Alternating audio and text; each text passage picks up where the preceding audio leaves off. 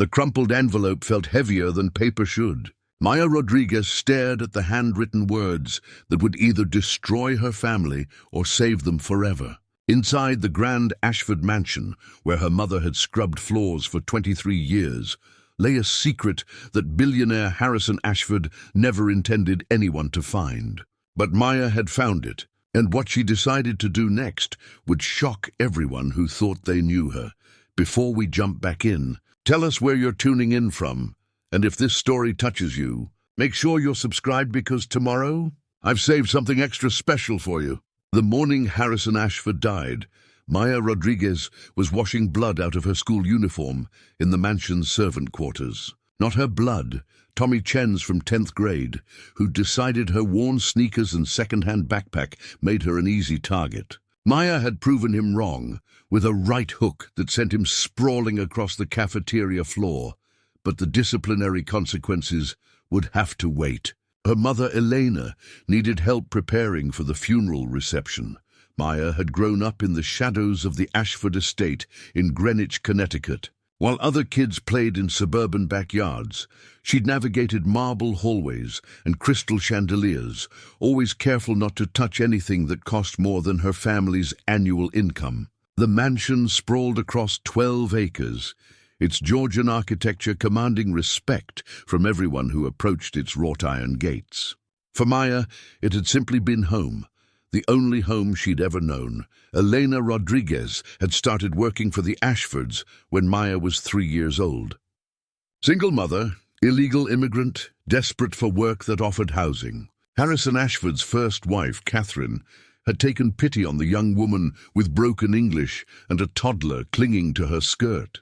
The small apartment above the garage became their world. 2 bedrooms, a kitchenette, and a view of gardens that cost more to maintain than most people's salaries.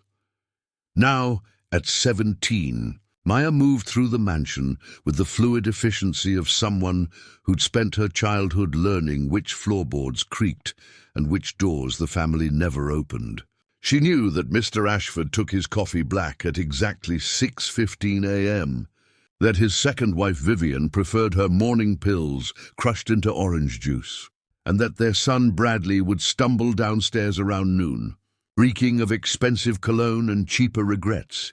The funeral had been a spectacle of wealth and hollow condolences. Maya watched from the kitchen doorway as 200 guests in designer black spoke in hushed tones about Harrison's generous spirit and business acumen. She'd served canapes to people who'd never acknowledged her existence, listening to conversations about stock portfolios and vacation homes, while her mother refilled champagne glasses with hands that never stopped trembling. Vivian Ashford, now the grieving widow, held court in the main parlor, wearing a black dress that probably cost more than Maya's college fund. At 42, Vivian had married Harrison when Maya was 12, becoming the 3rd Mrs. Ashford after Catherine's death from cancer. Maya had watched Vivian transform the mansion's warm, lived-in atmosphere into something cold and museum-like, replacing Catherine's family photos with abstract art and Elena's homemade meals with catered affairs. Bradley, 25 and perpetually disappointed in life despite having everything handed to him, spent the reception complaining about inheritance taxes to anyone who'd listen. Maya had heard him on the phone earlier, already making plans to sell the art collection and downsize the staff. Her mother's job, their home, their entire existence hung in the balance of Bradley's whims and Vivian's calculations. But Maya had discovered something 3 days before the funeral that neither of them knew existed. She'd been cleaning Harrison's study, a room that had always felt different from the rest of the house. Where other spaces screamed wealth, the study whispered wisdom. Floor-to-ceiling bookshelves lined the walls, filled with first editions and dog-eared paperbacks given equal respect. Harrison's massive oak desk sat positioned to overlook the gardens, scattered with fountain pens and leather journals that showed actual use rather than mere decoration. Maya had been dusting the antique Globe bar when her elbow knocked against a leather-bound atlas. The book fell open, revealing a hollowed-out interior containing a sealed envelope marked for Maya Rodriguez. Only her hands shook as she read her name written in Harrison's distinctive handwriting, the same script she'd seen on birthday cards he'd given her every year since she could remember. The letter inside changed everything she thought. She knew about her place in the world. "My dear Maya," it began, "if you're reading this, then I'm gone. And it's time you learned the truth about who you really are." Harrison's words painted a picture Maya had never imagined. Her mother hadn't just been hired as a maid, she'd been hidden. Elena Rodriguez wasn't her real name. She was Elena Vasquez, the daughter of a Mexican businessman who'd crossed dangerous people and paid with his life. Catherine Ashford, Harrison's first wife, had been Elena's college roommate at Yale, the only person who knew Elena's real identity when she fled Mexico with 3-year-old Maya. "Catherine made me promise to protect you both," the letter continued. "We created the Maid story as cover, but Maya, you were never a servant in this house. You were family. Catherine loved your mother like a sister, and when she died, that love transferred to me. I've watched you grow into someone extraordinary, brilliant, fierce, compassionate. Everything Bradley never became, despite every advantage." Maya's hands trembled as she read the next paragraph. Harrison had established a trust fund in her name, managed through a Swiss bank account that Vivian and Bradley knew nothing about. 23 years of careful investments had grown Elena's salary into something approaching $8 million. But there was more. "The will my lawyers have is a decoy," Harrison wrote. "The real will is in safety deposit box 847 at First National Bank of Greenwich. The key is taped under the bottom drawer of my desk, the drawer marked personal. Maya, I'm leaving you 70% of my estate. Not because I don't love Bradley, but because I know what each of you would do with such responsibility." Maya found the key exactly where Harrison said it would be, her mind reeling with possibilities and terror in equal measure. 70% of Harrison Ashford's estate meant roughly $420 million. It meant power to change not just her life, but countless others. It also meant declaring war on people who'd already proven they'd destroy anything threatening their comfort.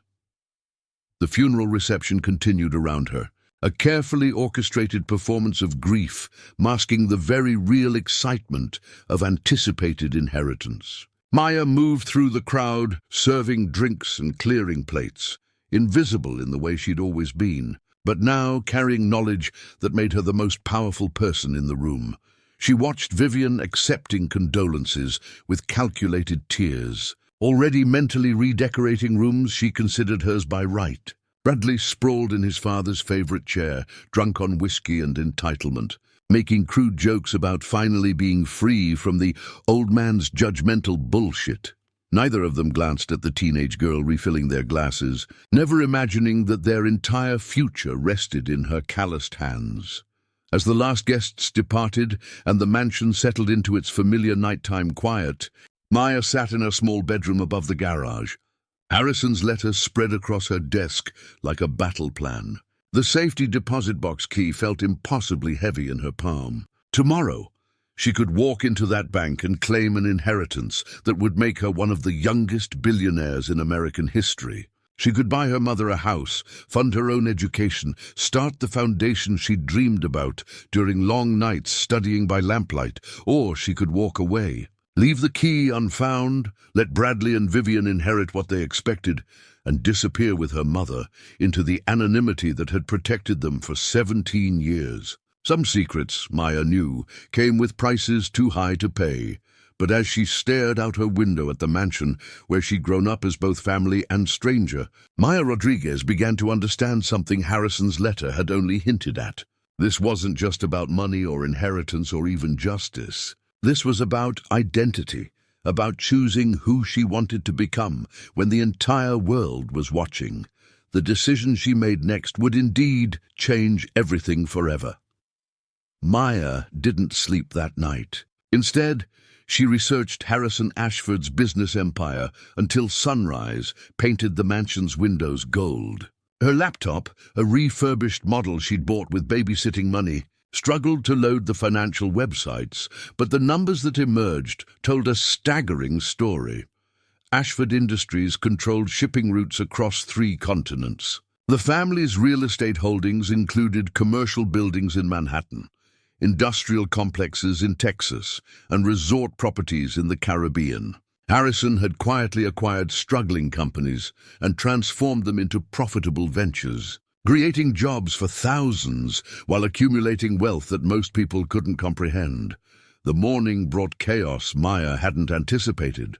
2 black sedans pulled through the estate gates at exactly 8 a.m., disgorging a team of lawyers in expensive suits who moved through the mansion like invading forces. Vivian greeted them with coffee and pastries in the main dining room, while Maya cleaned the kitchen, close enough to overhear fragments of conversation that made her blood run cold. "The will reading is scheduled for tomorrow," announced James Morrison, Harrison's longtime attorney. His voice carried the authority of someone accustomed to delivering life-changing news to people who expected to hear exactly what they wanted. "However, there are some irregularities we need to discuss privately." Maya's mother, Eleanor, worked silently beside her, loading the industrial dishwasher with china that had witnessed decades of family gatherings. Elena moved with the practiced efficiency of someone who'd learned to be invisible. But Maya caught the tension in her shoulders, the way her hands lingered protectively over each delicate piece. "Misha," Elena whispered in Spanish, "something feels different today." The lawyers, they looked worried. Maya nodded, understanding her mother's instinct. Elena had survived by reading subtle changes in atmosphere, by sensing danger before it became obvious. 23 years of careful observation had taught her when powerful people were planning something that would affect those beneath their notice. By noon, the lawyers had commandeered Harrison's study, spreading documents across his desk and speaking in hushed tones that suggested complications. Maya used her access to deliver fresh coffee, lingering just long enough to catch snippets of conversation that revealed the magnitude of what Harrison had orchestrated. "The Swiss accounts are legitimate," Morrison was saying to a younger lawyer who kept checking his phone. "But there's no record of any substantial trust fund for staff members. If what you're suggesting is true, Harrison managed this completely off the books. What about the safety deposit boxes?" asked another voice. "We've located 3 registered under his name, but there could be others. Preparing and narrating this story took us a lot of time, so if you are enjoying it, subscribe to our channel. It means a lot to us. Now back to the story." Maya's pulse quickened. They were searching, but they didn't know what they were looking for. Harrison had been more careful than even she'd realized, creating a financial labyrinth that would take professional investigators months to navigate fully. That afternoon, Bradley summoned Maya to the study with the casual cruelty he'd perfected over the years. At 25, Harrison's son had inherited his father's height and jawline, but none of his character. Where Harrison had been thoughtful and generous, Bradley was impulsive and entitled. Where Harrison had built his fortune through innovation and hard work, Bradley had spent his trust fund on sports cars and failed business ventures that his father quietly covered. "Maya," Bradley said, not looking up from his phone, "we're implementing some changes around here. Effective immediately, you and your mother will be relocating." The words hit like physical blows. Maya kept her expression neutral, a skill she'd developed through years of absorbing Bradley's casual cruelties without reaction. "The new arrangement will be more appropriate," Bradley continued. "There's a small apartment complex in Stamford that caters to service workers. Vivian has arranged for your mother to receive 6 months severance, which is quite generous considering the circumstances." Maya understood the subtext perfectly. They were being expelled from the only home she'd ever known, forced into poverty with barely enough money to survive the transition. Bradley's tone suggested he was doing them a favor, granting mercy to people who should be grateful for whatever scraps they received. "When do we need to be out?" Maya asked, proud that her voice remained steady. "End of the week should be sufficient," Bradley replied. finally glancing up from his screen. "Oh, and Maya, I trust this transition will remain private. No social media posts, no conversations with local media about your time here. We value our family's privacy." The threat was clear. Speak publicly about their dismissal, and even the modest severance would disappear. Maya nodded, playing the role of the compliant servant's daughter that Bradley expected to see. But inside, fury was building into something that felt like destiny. That evening, Maya drove her mother's battered Honda to downtown Greenwich, parking outside First National Bank as the setting sun cast long shadows across the colonial architecture. She'd memorized the bank's hours, studied the layout through online virtual tours, and prepared for a conversation that would either validate Harrison's letter or reveal it as an elaborate hoax. The safety deposit box key felt warm in her pocket, a small piece of metal that potentially held the power to reshape her entire existence. But Maya had made a decision that surprised even her. Before claiming anything for herself, she needed to understand the full scope of what Harrison had planned. The bank's interior reminded Maya of a cathedral, all marble columns and hushed reverence for money and the people who possessed it. Maya approached the reception desk wearing her best clothes, a navy dress Elena had altered from a thrift store, and shoes she'd polished until they almost looked expensive. "They need to access safety deposit box 847, Maya told the young clerk, producing the key with more confidence than she felt. The process was surprisingly simple. The clerk verified Maya's identity against documentation Harrison had apparently filed years earlier, then escorted her to a private viewing room where box 847 waited like a small metal coffin containing either treasure or disappointment. Inside, Maya found 3 items that would haunt her dreams for years to come. The first was Harrison's real will, 27 pages of legal language that laid out a vision of inheritance unlike anything she'd imagined. 70% of the estate would indeed transfer to Maya Rodriguez, but not as a simple gift. Harrison had structured it as a challenge, a test of character that would reveal whether she deserved such enormous responsibility. The money came with conditions. Maya would gain full access to her inheritance only after completing a 4-year degree at an accredited university, maintaining a minimum GPA of 3.5, and presenting a detailed plan for using her wealth to benefit others. Until then, she would receive a monthly stipend of $50,000, more money than her family had seen in years, but a fraction of what awaited if she proved worthy of Harrison's faith.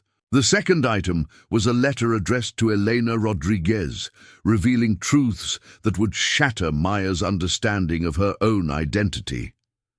Elena wasn't just hiding from dangerous people in Mexico.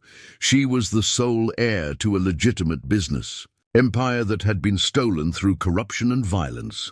Elena Vasquez had been wealthy before she became a servant, educated at Yale before she learned to scrub toilets, powerful before she chose to protect her daughter by embracing invisibility. The third item was a photograph that stopped Maya's heart. It showed Harrison and Catherine Ashford at their wedding, flanked by a younger version of Eleanor and a man Maya had never seen before. But the man's eyes, his jawline, the way he held his shoulders, Maya was looking at her own features reflected in a stranger's face. On the back of the photograph, Harrison had written a single line that rewrote Maya's entire history. Elena and Miguel Vasquez, 1989. Maya's father was my best friend. The viewing room seemed to spin around Maya as the implications crashed over her like waves. Harrison Ashford wasn't just her mother's employer or her benefactor. He was her father's closest friend, the man who'd helped Elena escape Mexico after Miguel Vasquez was murdered for refusing to cooperate with cartel money laundering operations. Maya's inheritance wasn't charity or misguided affection. It was a debt Harrison had been paying for 23 years, a promise made to a dying friend to protect his daughter, and give her the opportunities that violence had stolen from her birth family. Sitting alone in that sterile bank room, surrounded by documents that transformed her from a maid's daughter into an heiress with dual legacies of wealth and tragedy, Maya finally understood what Harrison's letter had really meant. This wasn't just about choosing how to use money. This was about choosing which version of herself to become, the invisible girl who'd learned to survive in shadows, or the woman who could step into sunlight and claim her birthright.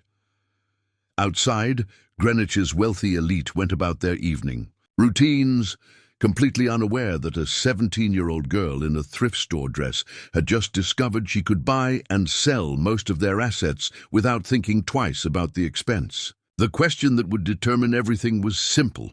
What would Maya Rodriguez do next?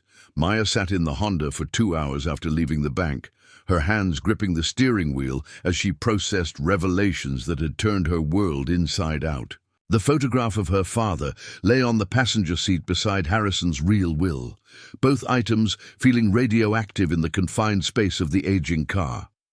Miguel Vasquez had owned textile factories across central Mexico, employing over 3,000 people in legitimate businesses that refused to launder cartel money. His murder in 1995 had made headlines in Mexican newspapers, but barely registered in American media.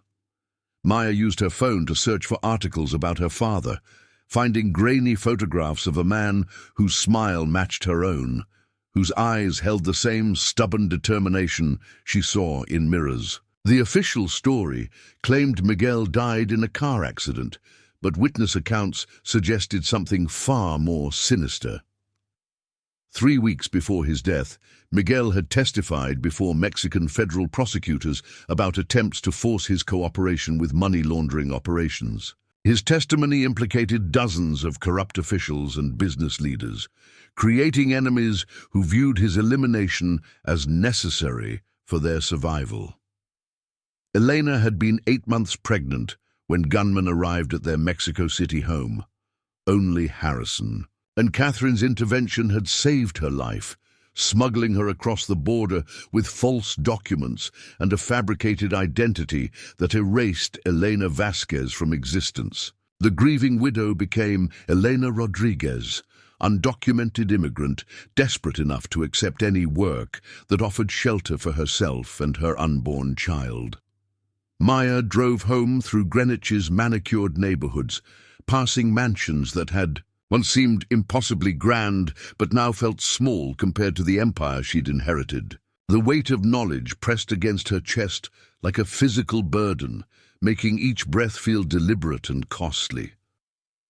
The mansion's lights blazed against the October darkness when Maya pulled into the staff parking area behind the garage. Through the kitchen windows, she could see Elena preparing dinner with mechanical precision, her movements betraying none of the anxiety that Maya knew must be consuming her. Elena had perfected the art of hiding pain behind productivity, a survival skill that had kept them safe for 17 years. Maya climbed the narrow stairs to their apartment, finding Elena folding clothes with hands that shook almost imperceptibly. The small living room felt different now that Maya understood it as a hiding place rather than a home, a carefully constructed refuge that had sheltered them from dangers she'd never imagined. "Mama," Maya said in Spanish, settling beside Elena on the threadbare couch. "We need to talk." Eleanor's hands stilled on a pillowcase, her dark eyes searching Maya's face for clues about the storm she sensed approaching. At 41, Elena carried the weight of choices that had saved her daughter's life while destroying her own identity. Lines around her eyes mapped years of constant vigilance, of loving someone so much that anonymity felt like a gift rather than a curse. Maya pulled out the photograph, watching her mother's face crumble as 23 years of carefully maintained composure shattered in an instant. Elena's fingers traced Miguel's features with heartbreaking tenderness, tears falling onto glass that had captured a moment when their lives held infinite possibility. "How?" Elena whispered, her voice breaking on the single word. Maya explained everything: Harrison's letter, the safety deposit box, the real will that revealed her father's friendship with the man who'd protected them. She watched her mother process information that validated every sacrifice while confirming every fear she'd carried in silence. "I never told you about your father because I was afraid," Eleanor admitted, her accent thickening with emotion. "Afraid that if you knew who you really were, you might try to reclaim what they stole from us. Afraid that speaking his name would somehow bring his killers across the border to finish what they started." Elena's story poured out in fragments, 23 years of suppressed memories emerging like water through a broken dam. Miguel had been more than successful. He'd been revolutionary, treating workers as partners rather than tools, sharing profits in ways that challenged Mexico's traditional power structures. His textile empire had grown into something approaching social change, creating educational opportunities and healthcare programs that threatened people who profited from desperation. "He loved you before you were born," Elena said, holding the photograph against her heart. "Every night he would talk to you through my belly, telling you about the world he was building for your future. He died trying to give you something clean to inherit." Maya felt the full weight of her dual legacies settling onto her shoulders like an inheritance of responsibility. Miguel Vasquez had died rather than compromise his principles, while Harrison Ashford had lived to honor promises made to a murdered friend. Both men had shaped her destiny in ways she was only beginning to understand. The next morning brought the will, reading that would formally dissolve Maya's old life while potentially revealing secrets that could destroy her new one. The mansion's main parlor had been arranged like a courtroom, with Morrison and his team of lawyers facing Vivian, Bradley, and several distant relatives who'd emerged from obscurity, hoping to claim pieces of Harrison's fortune. Maya served coffee and pastries while invisible recording devices captured every word, every gesture, every revelation that would determine her family's future. She'd spent the dawn hours researching inheritance law, understanding that Harrison's elaborate scheme could be challenged if Bradley and Vivian discovered discrepancies between the public. Will and private truths. Harrison Ashford's will is straightforward. "In its main provisions," Morrison began, his tone suggesting complications that wouldn't become apparent until later. "Mrs. Vivian Ashford inherits the mansion and all furnishings, plus a trust fund that will provide comfortable living for the remainder of her life. Bradley Ashford receives 40% of the business empire, along with properties in Manhattan and the Caribbean." Vivian's smile suggested satisfaction with arrangements that confirmed her position as the grieving widow deserving society's sympathy. Bradley nodded approvingly, already mentally spending money he considered his birthright. "However," Morrison continued, "there are several charitable bequests that will be distributed before the main inheritance takes effect." Maya's pulse quickened as Morrison detailed donations to organizations Harrison had supported throughout his life: scholarships for undocumented students, funding for small businesses in immigrant communities, endowments for programs that echoed Miguel Vasquez's revolutionary approach to sharing wealth with workers. "The largest bequest," Morrison said, consulting documents that Maya knew contained carefully crafted lies, "establishes the Ashford Foundation for Educational Excellence, funded with 30% of the estate and managed by a board of trustees Harrison selected personally." Maya watched Bradley's face darken as he processed the mathematics. 30% meant roughly $180 million diverted from his inheritance into charitable work that would probably benefit people he considered beneath his concern.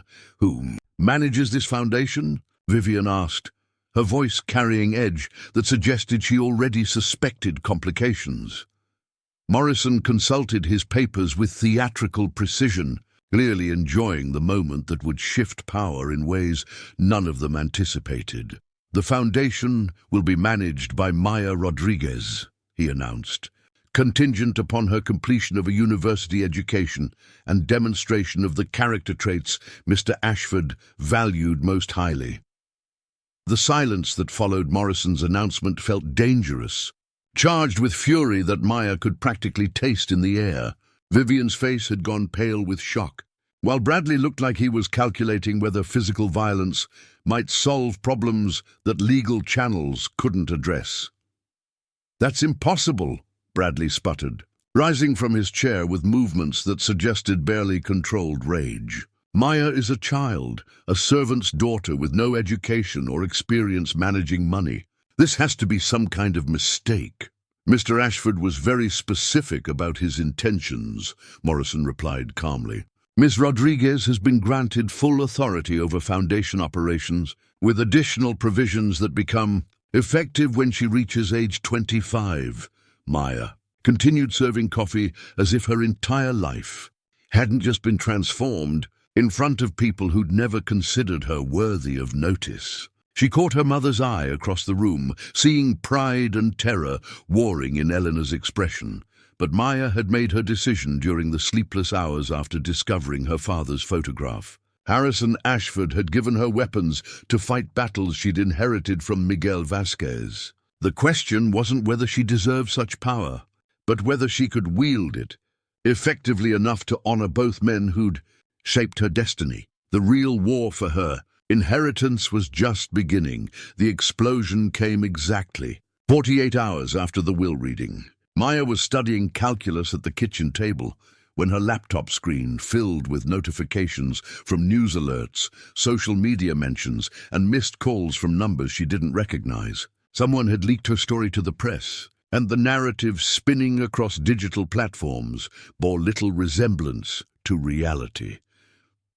"Billionaire's secret love child inherits fortune while family suffers," screamed the headline on Connecticut Today's website. The article painted Maya as a manipulative opportunist who'd seduced a vulnerable elderly man into betraying his real family. Anonymous sources described her as calculating and ambitious, someone who'd spent years plotting to steal an inheritance that rightfully belonged to Harrison's legitimate heirs. Maya's school photo from the Greenwich High yearbook accompanied articles across dozens of websites, her face frozen in the awkward smile of someone who'd never expected global scrutiny. Comment sections exploded with speculation about her motives, her character, and her worthiness to inherit wealth that most people couldn't comprehend. The story had every element modern media craved: wealth, betrayal, class warfare, and a teenage girl thrust into circumstances beyond her understanding. Elena discovered the coverage when customers at the grocery store began staring and whispering, their recognition turning routine errands into exercises in public humiliation. Maya's phone buzzed constantly with calls from reporters, lawyers, and people claiming to be long-lost relatives suddenly interested in reconnecting with their newly wealthy family member.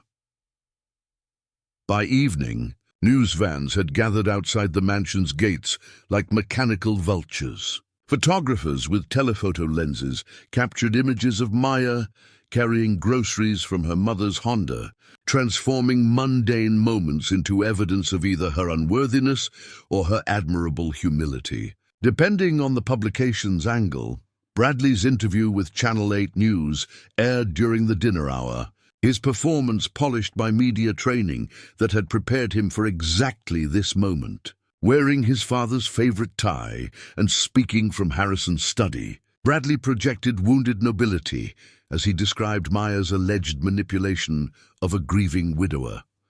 "My father was generous to a fault," Bradley told reporter Jennifer Walsh, his voice carefully modulated to suggest pain rather than anger. Maya Rodriguez took advantage of his kindness, exploiting his affection for her mother to insert herself into our family's private affairs. The will she's claiming exists contradicts every conversation I had with my father about his intentions. Vivian appeared beside Bradley like a supporting actress in a carefully choreographed drama, dabbing her eyes with tissues while describing Maya as a troubled young woman who'd always resented her station in life. Their performance was convincing enough to shift public opinion, transforming Maya from sympathetic underdog into calculating villain in the span of a single news cycle. But Maya had spent 17 years watching Bradley and Vivian perform for different audiences, and she recognized their tactics. More importantly, she'd inherited something from both Miguel Vasquez and Harrison Ashford that neither of her enemies possessed: the patience to plan carefully before striking decisively. Maya's counterattack began with a single phone call to Rebecca Chen, investigative reporter for the Hartford Courant, and someone who'd built her career exposing corruption among Connecticut's wealthy elite. Rebecca had been following the Ashford story since the will reading, sensing deeper truths beneath the surface narratives that other outlets were publishing. "Miss Rodriguez," Rebecca said when Maya called her direct line, "I've been hoping to hear from you. The story that's circulating doesn't match the research I've been conducting." Maya suggested they meet at a neutral location, choosing the Greenwich Library's research room, where conversations could remain private. Rebecca arrived with recording equipment and a legal pad covered in questions. But Maya could see the reporter's surprise when she walked in carrying a leather briefcase that suggested preparation rather than desperation. "Before we start," Maya said, "I want to show you something that will change how you understand this entire situation." Maya produced copies of documents that Morrison's law firm had provided, financial records showing Elena's legitimate employment dating back 23 years, tax returns proving the Rodriguez family had reported every dollar of income they'd received, and character references from dozens of Greenwich residents who'd interacted with Elena in various contexts. More importantly, Maya showed Rebecca the photograph of Miguel Vasquez and Harrison Ashford at the wedding, along with newspaper clippings about Miguel's murder that established timelines proving Elena's arrival in Connecticut directly followed her husband's assassination in Mexico. Harrison Ashford wasn't being manipulated, Maya explained calmly. He was honoring a promise made to his murdered best friend. "My mother didn't seduce a vulnerable elderly man. She spent 23 years grieving her husband while protecting their child from the same people who killed him." Rebecca's expression shifted as she processed information that reframed the entire narrative. This wasn't a story about gold-digging servants exploiting wealthy benefactors. This was a story about loyalty transcending death, about promises kept across decades, about justice delivered through inheritance law. "Can you prove Harrison and your father were close friends?" Rebecca asked. Maya pulled out additional documentation she'd requested from Morrison's firm, correspondence between Harrison and Miguel dating back to their college years at Harvard Business School, business partnerships that had connected their companies across international markets, and personal letters that revealed the depth of their friendship. The two men had been roommates, business partners, and eventually brothers-in-law when Miguel married Elena and Harrison married Catherine. Harrison's grief over Miguel's murder had been documented in therapy records that Elena had never seen, revealing a man tormented by his inability to prevent his best friend's assassination. Harrison tried to convince Miguel to relocate his operations to the United States, Maya explained, reading from letters that painted her father as principled to a fault. Miguel refused, because moving his factories would have eliminated thousands of jobs in communities that depended on his employment. He chose to stay and fight corruption, even though Harrison warned him repeatedly about the dangers. Rebecca spent 3 hours reviewing documents that demolished Bradley and Vivian's narrative while establishing Maya's legitimate claim to an inheritance that honored her father's memory. But Maya had saved the most devastating revelation for last. "There's something else you need to know about Bradley Ashford," Maya said, producing financial records that Harrison had compiled but never used. "He's been embezzling from his father's companies for 6 years, covering gambling debts and cocaine habits that would have landed him in prison if Harrison hadn't been quietly fixing his mistakes. The evidence was damning: altered invoices, fictional consulting contracts, and forged signatures that had diverted over $2 million from Ashford Industries into Bradley's personal accounts. Harrison had documented every theft while secretly repaying the stolen funds, protecting his son's reputation while planning inheritance provisions that would prevent further damage. Harrison knew exactly who Bradley was, Maya continued. The will isn't about punishing his son, it's about preventing him from destroying everything Harrison built while ensuring the family fortune goes toward purposes that would have made Miguel Vasquez proud. Rebecca's article ran 3 days later under the headline, "The Real Story Behind the Ashford Inheritance: How a Murdered Mexican Businessman's Daughter Became Connecticut's Youngest Heiress." The piece demolished Bradley and Vivian's claims while revealing financial crimes that triggered immediate investigations by federal authorities. But Maya understood that winning the media war was only the beginning of a conflict that would determine whether justice could survive wealth and whether truth could overcome carefully constructed lies. Bradley and Vivian had resources, connections, and desperation that made them far more dangerous than newspaper headlines could convey. The real battle for Maya's inheritance was about to begin in courtrooms where money talked louder than truth, and where a 17-year-old girl would face opponents who'd already proven they'd destroy anyone threatening their comfort. Maya Rodriguez had spent her entire life learning to be invisible. Now she would discover whether she could remain standing when the entire world was watching her fight for everything her father had died protecting. The federal investigators arrived at dawn on a Tuesday, their black SUVs cutting through Greenwich's morning fog like sharks through expensive water. Maya watched from her bedroom window as agents in Navy windbreakers surrounded the mansion, their movements coordinated with the precision of people accustomed to disrupting the carefully ordered lives of wealthy criminals. Agent Sarah Martinez led the team, executing search warrants that covered both the mansion and Ashford Industries' corporate headquarters in Stamford. Maya recognized Martinez from Rebecca Chen's follow-up articles, a former prosecutor who'd built her reputation dismantling white-collar crime. Networks that thought wealth provided immunity from consequences. Bradley's arrest happened in the mansion's circular driveway, his handcuffs gleaming against the Italian marble that had witnessed 3 generations of Ashford family gatherings. Neighbors emerged from their own palatial homes to watch Greenwich's golden boy reduced to another defendant in expensive clothes. His fall from grace providing entertainment that would fuel country club conversations for months.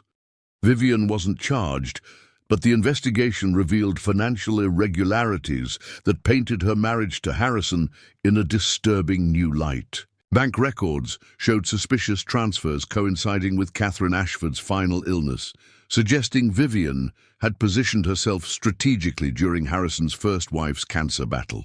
Phone records connected her to private investigators who'd been monitoring Elena and Maya's activities for years, apparently searching for leverage that could be used to eliminate them from Harrison's life.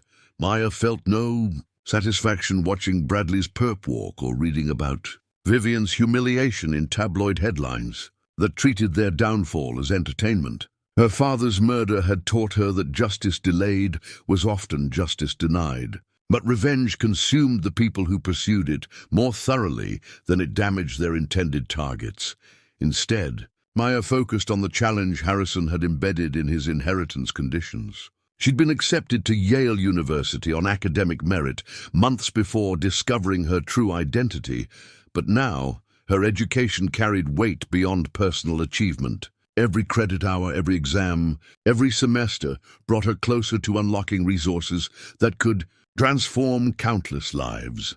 Maya's first day at Yale felt like walking into a parallel universe where her classmates casually discussed trust funds and family foundations as if enormous wealth was as ordinary as textbooks or meal plans. She'd chosen to live in a standard dormitory rather than the luxury housing her inheritance could afford, partly for anonymity, but mostly because she wanted to understand how people her age navigated the world without financial safety nets.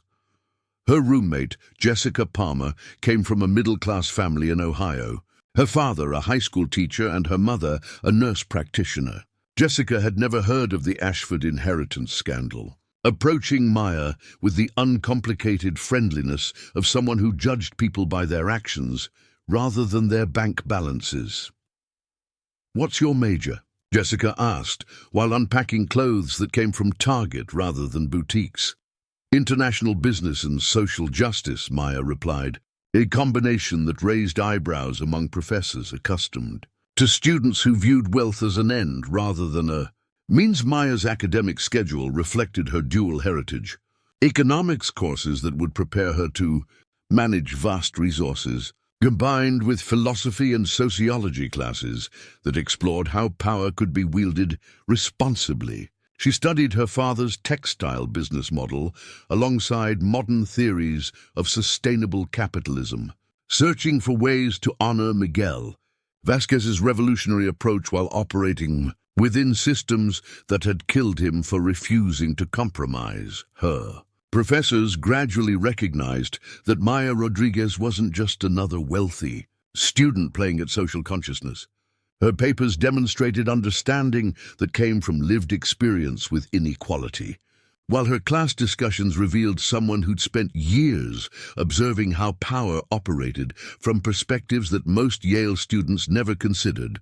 Dr. Amanda Foster, who taught advanced ethics in global business, became Maya's unofficial mentor after reading an essay about inheritance responsibility that referenced both classical philosophy and Mexican labor law. During office hours, Dr. Foster pushed Maya to articulate visions that went beyond charitable giving toward systemic change. "Wealth can be a tool for justice," Dr. Foster explained during one of their weekly conversations, "but only if the person wielding it understands the difference between helping individuals and transforming structures. Your father died fighting corruption. Your inheritance gives you weapons he never possessed." Maya spent her winter break researching modern examples of inherited wealth being used for revolutionary purposes. She studied how other young billionaires had approached their responsibilities, noting patterns that suggested most inherited vast resources without inheriting the wisdom necessary to use them effectively. The Ashford Foundation required a business plan before Maya could access her full inheritance. But Harrison's conditions demanded more than financial projections. Maya needed to demonstrate character traits that would justify entrusting her with resources that could reshape entire industries. Maya's plan emerged over months of research, consultation with experts, and soul-searching conversations with Elena about Miguel's original vision. The foundation would focus on three interconnected areas that reflected both men's values: worker empowerment, educational opportunity, and immigrant rights protection. The Worker Empowerment Initiative would provide low-interest loans for employees wanting to purchase equity stakes in their companies, creating pathways towards shared ownership that Miguel had pioneered in Mexico. Maya had identified dozens of American businesses struggling with succession planning, where employee ownership could preserve jobs while sharing profits more equitably. Educational opportunities would extend beyond traditional scholarships toward comprehensive support systems for first-generation college students. Maya remembered her own struggles, navigating academic expectations while working part-time jobs, understanding that financial aid meant nothing without mentorship, tutoring, and community support that helped students survive institutions designed for people with generational wealth. Immigrant rights protection addressed the fears that had shaped Elena's entire adult life. Maya planned to fund legal defense organizations, sanctuary initiatives, and documentation programs that would help families like theirs emerge from shadows that poverty and legal status had created. But Maya's most ambitious proposal involved purchasing Miguel's former textile factories, which had been sold to multinational corporations after his murder. The new owners had eliminated most jobs while moving production to facilities with even lower labor costs, destroying communities that had depended on Miguel's revolutionary employment practices.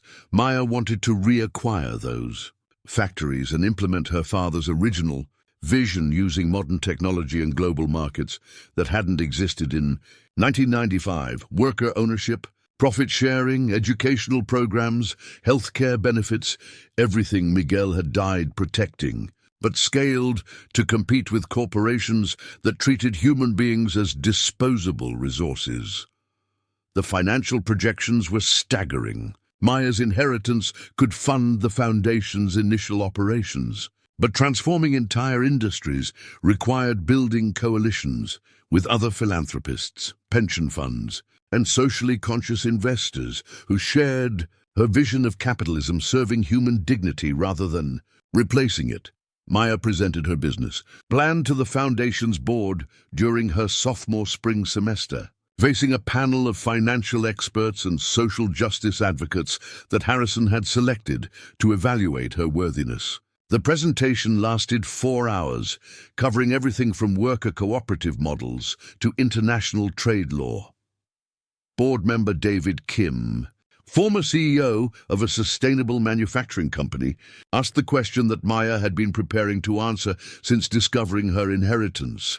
Miss Rodriguez, this plan requires you to essentially declare war on business practices that have made other people extremely wealthy.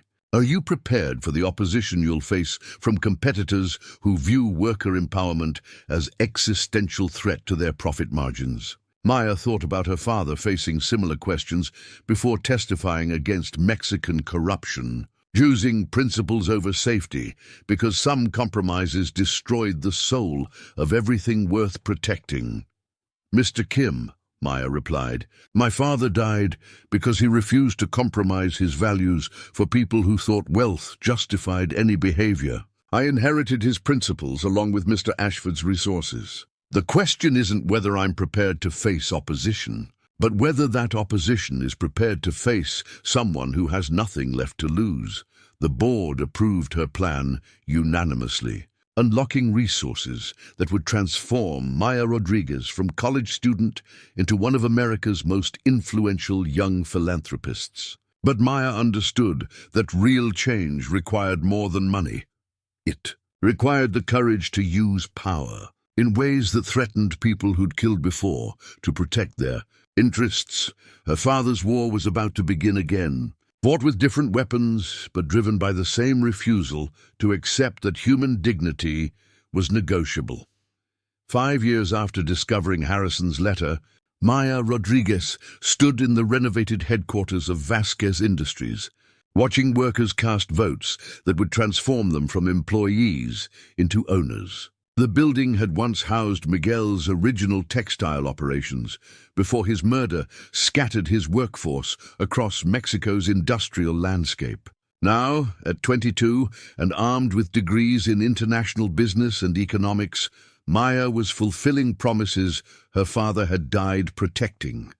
The worker ownership transition had taken 3 years to orchestrate, requiring negotiations with corrupt officials who'd initially seized Miguel's assets, legal battles with multinational corporations who'd purchased the factories for pennies on the dollar, and delicate diplomacy with Mexican federal authorities, who remembered Miguel's anti-corruption testimony with mixed emotions.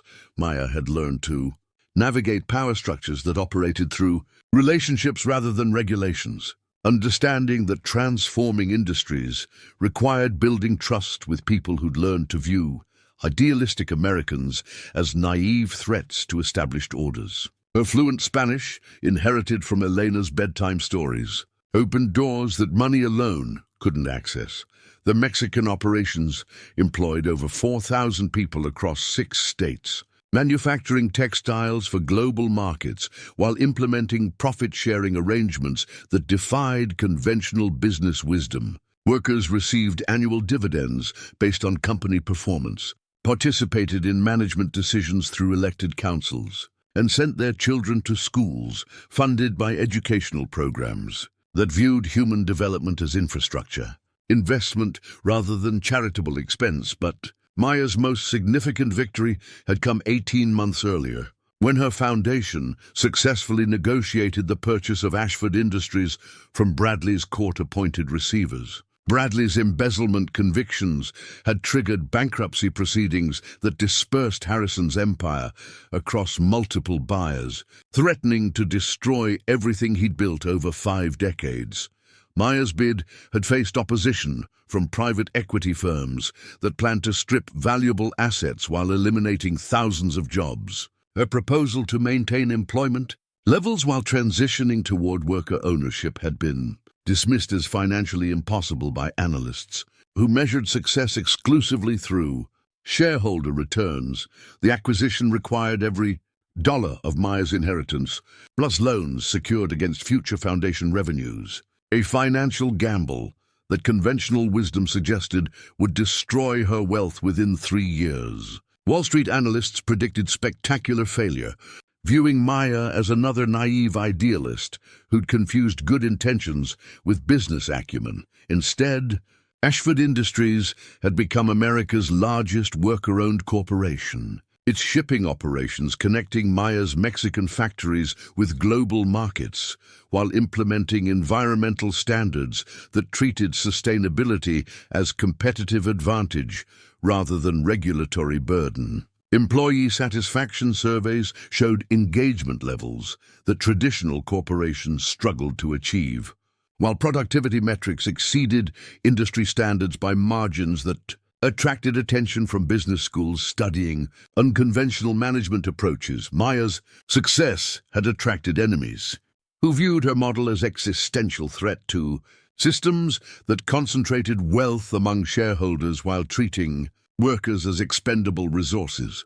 Death threats arrived regularly, requiring security measures that transformed her daily routine into carefully choreographed movements between protected locations. The latest threat had come from someone with intimate knowledge of Miguel's assassination, describing methods that suggested connections to the same networks that had killed her father. FBI investigations revealed communications between American business leaders and Mexican criminal organizations, apparently coordinating responses to Maya's expansion into industries where worker empowerment threatened established profit margins.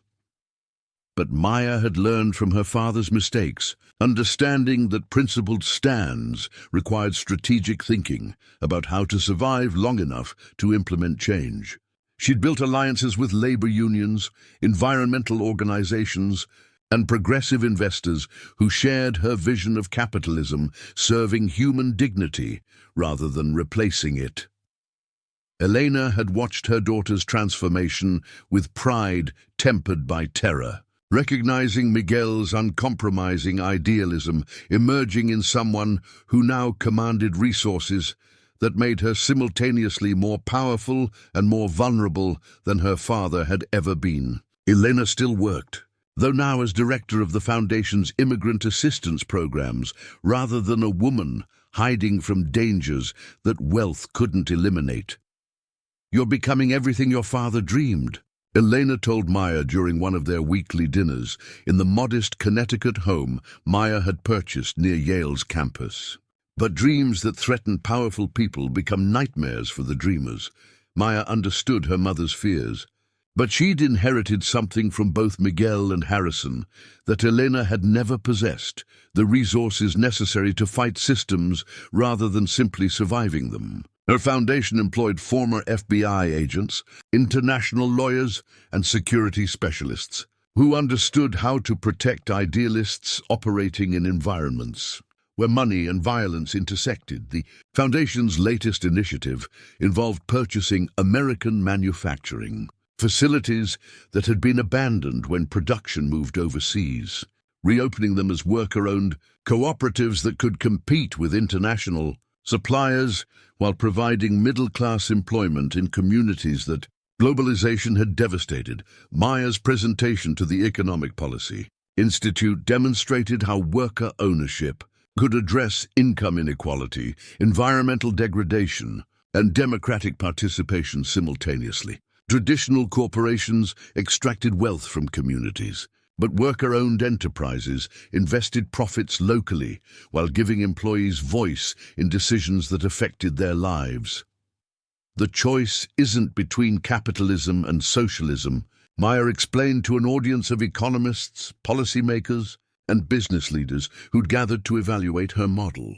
The choice is between capitalism that serves human development and capitalism that treats human beings as obstacles to profit maximization.